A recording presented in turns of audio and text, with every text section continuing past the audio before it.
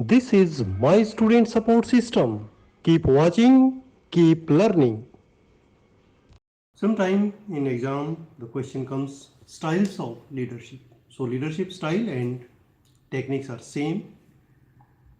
Let us start. There are mainly three types or three styles of leadership or three types of leadership techniques.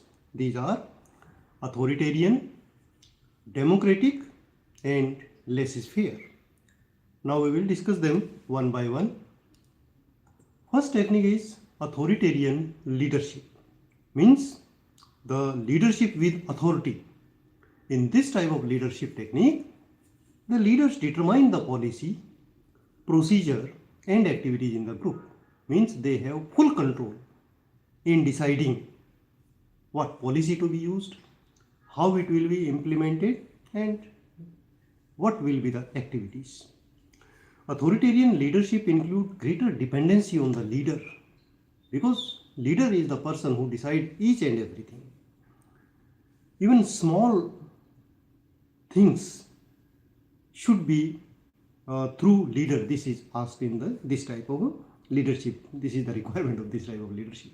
Leadership wants that every member do activity according to his view. This type of leadership sometimes results in marked inter-member irritability and aggressiveness because members are frustrated. There are low frequency of suggestion and group action and group policy because each and everything is decided by leader. So suggestions from the group are minimal. This also shows dissatisfaction in the group activities, which again result in a low quality of productivity. There is minimal or no role of the group in team decisions and plans. So this type of leadership is not considered a good leadership technique. Second one is democratic leadership.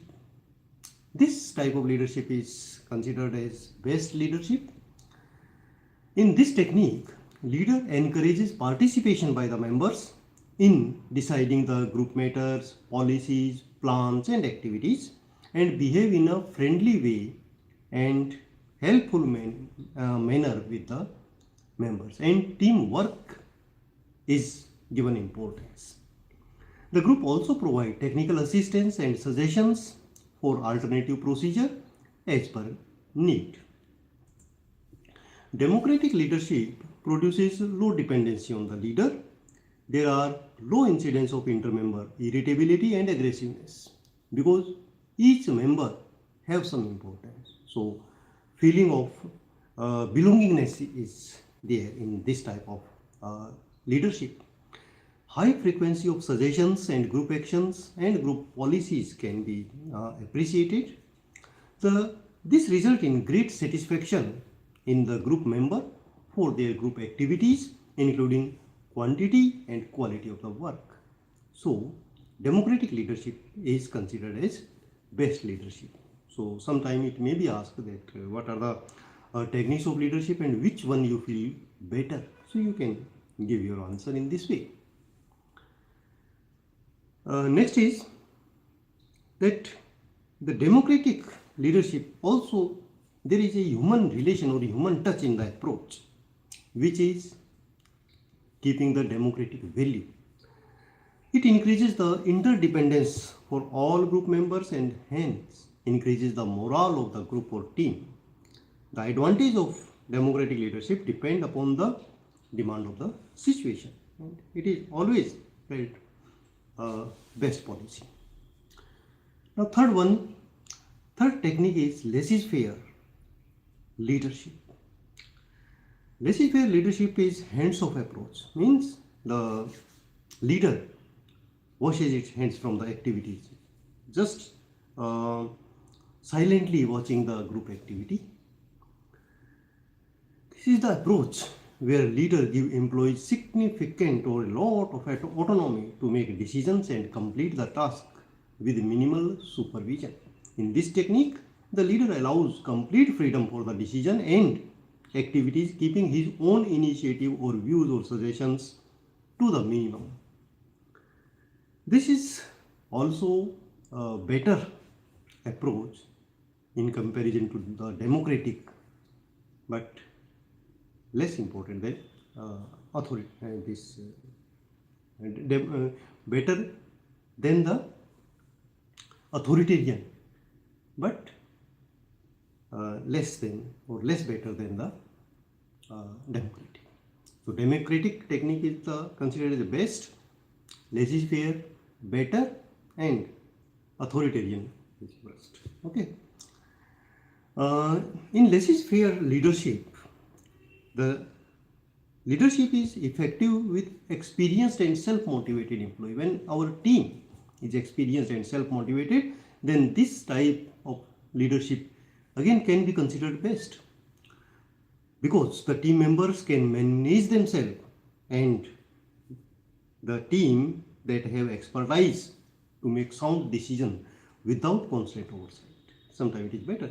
It is also effective in the creative fields, such as designing field, where autonomy can foster innovation and unique solutions.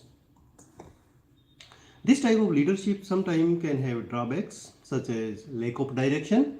It can be detrimental if the employees are not good and at setting deadline or managing the product or projects of their own, leading to poor performance because there is no proper leadership. Accountability issue. Lack of clarity can lead to confusion and make it supervising the project should be sometimes authoritarian or sometimes democratic. But if each person is in charge of the thing, then this may lead to confusion that who is accountable if the project is not successful, and then not suitable for all. This style is ineffective in the situations that require high level of oversight, precision, immediate and centralized decision making. Thank you, students.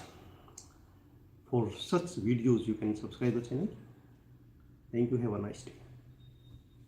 My student support system. Keep watching, keep learning.